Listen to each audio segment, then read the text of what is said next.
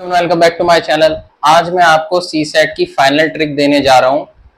पिछले 4 वीडियो में सी सेट की ट्रिक की डाल चुका हूँ, रीडिंग कंपैरिजन की।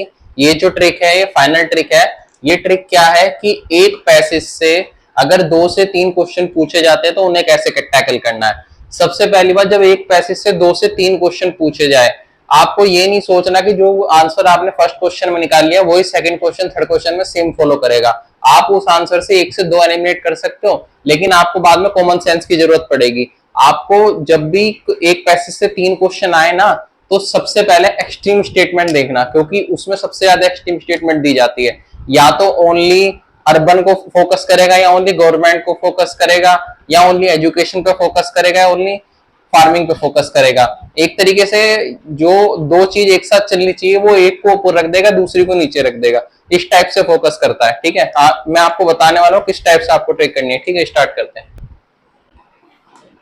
पैसेज लगाया हुआ है मैंने आज, वैसे पैसेज नहीं लगाता हूँ, ये पैसेज मैंने इसलिए लगाया हुआ है, जब भी आप 3 नंबर का करें ना, 3 क्वेश्चन का, तो ये ऊपर की फर्स्ट लाइन जरूर देख लेना कि पैसेज किससे आया है, किस चीज से पूछा गया है, किस चीज को हमें फोकस करके पैसेज के आंसर पे जाना है। सिर्फ फर्स्ट लाइन फोकस करना है। मैं यूं नहीं कह रहा पूरा पैसेज पढ़ लेना ना, मैं यूं कहता पैसेज पढ़ने की जरूरत नहीं है। अगर जो एक पैसेज से 3 क्वेश्चन आए हैं तो जाहिर सी बात है उस एक पैसेज से तीनों का आंसर आने वाला है नहीं। और अगर जो 2 लाइनर पैसेज है और उससे कोई क्वेश्चन आया है, अगर जो आप फंस रहे हो एक क्वेश्चन आया हुआ है, तो आप उसे पढ़ सकते हो। मैं यूं नहीं कह रहा कि सारे पैसेज बिना पढ़े आंसर आते हैं। 2 से 3 पैसेज ऐसे आते हैं 25 से 30 में से जिनमें आपको पढ़ने की जरूरत पड़ जाती है, लेकिन अधिकतर पैसेज में नहीं पड़ती। 80% पैसेज में आपको पढ़ने की जरूरत नहीं पड़ती। ठीक है, चलो स्टार्ट करते हैं।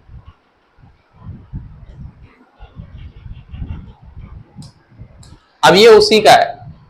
ठीक है, उपयुक्त परिच्छेद के आधार पर based on above passage the following assumption has been made। ये जो आपको अबव पैसेज देता है ना कि पैसेज के आधार पर, ये इससे आप घबरा जाते हैं। पैसेज के आधार पर आंसर नहीं, आपके आधार पर आंसर है। ठीक, collection process and segregation of municipal waste should be with government agencies. इसने क्या बोला, नगरीय अवशिष्ट संग्रह, प्रसंस्करण और पथिकरण सरकारी एजेंसियों के पास होना चाहिए। अब मैं यूं बोलूं कि अगर गवर्नमेंट एजेंसीज पे पूरा ये पथिकरण और ये आपका म्युनिसिपल वेस्ट का पूरा डाल दिया जाएगा, तो कितना एक्सपेंसिव होगा गवर्नमेंट को इसका एम्प्लॉय को पे देने के लिए। सबसे पहले एक्सपेंसिव। सेकंड, अगर जो गवर्नमेंट एजेंसी इतनी सारी रिक्वायरमेंट करेंगी तो गवर्नमेंट को उन्हें फैसिलिटीज भी प्रोवाइड करवानी पड़ेगी। ठीक, तो इसलिए गवर्नमेंट और प्राइवेट दोनों चीज 50-50% करके होल्डेशन चलती हैं ऐसी चीजों में।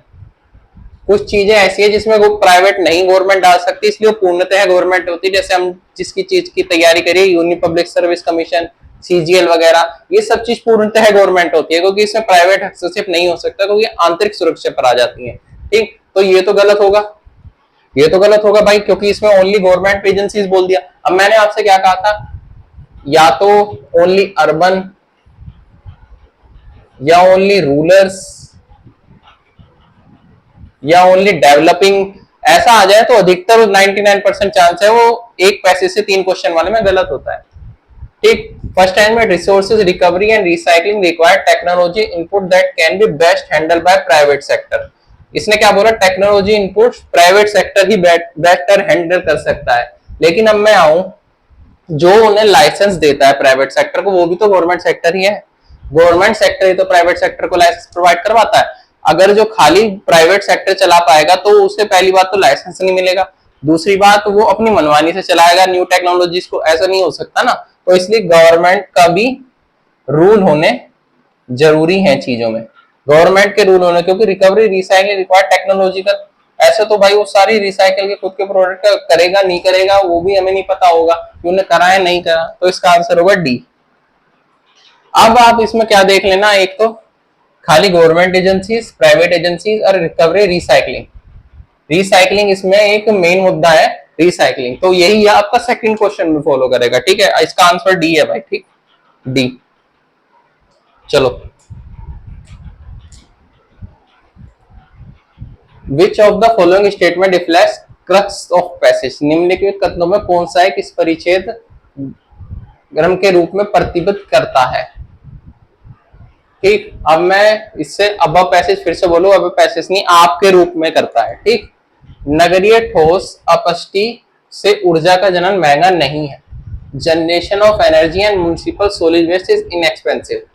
अभी मैंने आपसे क्या पीछे क्या उदाहरण दिया था, आप रिसाइकलिंग पढ़ लेना। और इसने अभी क्या बोला था, गवर्नमेंट को होना चाहिए, जब मैंने कहा था वो आपको एक्सपेंसिव पड़ेगा, प्लस प्राइवेट को होना चाहिए, उसको लाइसेंस भी लेना पड़ेगा। तो भाई सैलरी 50% गवर्नमेंट को भी देनी पड़ेगी, 50% प्राइवेट को भी देनी पड़ेगी, प्लस मशीनिज्म इंफ्रास्ट्रक्चर सब कुछ लेना पड़ेगा। तो ये तो गलत होगा। इसने क्या बोल दिया, इनएक्सपेंसिव है। एक इन वर्ड से अगर मैं इन हटा दूं, इज एक्सपेंसिव, ये सही हो जाता है, लेकिन उन्होंने जान के इन लगाया है। ठीक, इसको भी मैं मिटा देता हूं वरना आप कंफ्यूज हो जाओगे। ठीक, चलो, biometric gas is the most ideal way generating energy from municipal solid waste.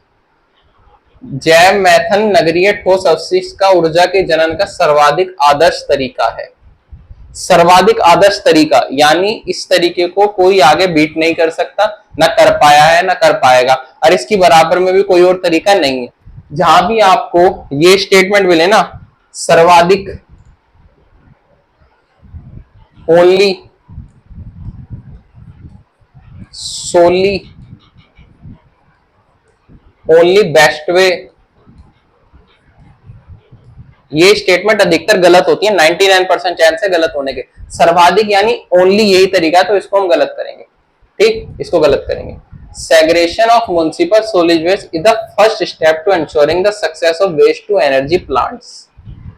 नगरीय ठोस अपशिष्ट का पृथक्करण अपशिष्ट से ऊर्जा संयंत्र की सफलता को सुनिश्चित करने का पहला कदम है, फर्स्ट स्टेप। अभी हम इसको रखेंगे क्योंकि पॉजिटिव दिख रहा है, कोई इसमें नेगेटिव स्टेटमेंट नहीं है। उसने क्या बोला कि हमारा पहला कदम है एक सक्सेस की तरफ। ठीक, भारत की नगरीय ठोस अपशिष्ट का जैविक घटक अपशिष्ट से ऊर्जा प्रभावी रूप से उपलब्ध कराने के लिए पर्याप्त नहीं है।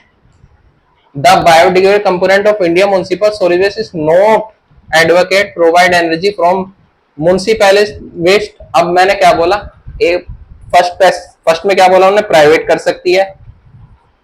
सेकंड में क्या बोला उन्होंने, गवर्नमेंट कर सकती है। ठीक, अब इसमें क्या बोल दिया कि कोई कर नहीं सकता, भारत के पास कुछ है नहीं, तो इसको हम गलत कर देंगे। सी आंसर सही। जहां भी आपको एक्सट्रीम स्टेटमेंट मिले ना, उसको छोड़ देना, बिल्कुल गलत कर देना। जहां भी आपको फर्स्ट स्टेप या फिर हम इसकी ओर बढ़ सकते हैं या कुड भी बन सकते हैं, बन जा सकता है, इस टाइप की स्टेटमेंट मिले ना, तो ज्यादातर वो सही होती है। जैसे हमारी सी सही है। ठीक है, तो सी इसका करेक्ट आंसर है। अब आपको समझ में आ गया होगा कि आपको किस तरीके से एक पैसे से दो क्वेश्चन को हैंडल करना है। फर्स्ट में जो आपने आंसर निकाला है उसे नोट डाउन रखने अपने ब्रेन में, और उससे आप नेक्स्ट स्टेटमेंट के आंसर 1 से 2 एलिमिनेट कर सकते हैं, पूर्णतः नहीं निकाल सकते, 1 से 2 एलिमिनेट कर सकते हैं, फिर भी आपको ट्रिक के वर्ड की ही जरूरत पड़ेगी। ठीक,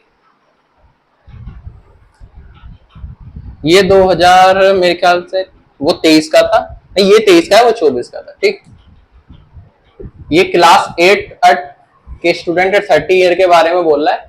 30 ईयर 50 ईयर की रेंज है उनकी, क्लास 8 के स्टूडेंट है, यानी एक हमारे एक टीनेजर एज के ऊपर ये पैसेज दिया हुआ है कि उनका चिल्ड्रन का 8 क्लास में जो उनकी ये क्या वो होती है। ठीक,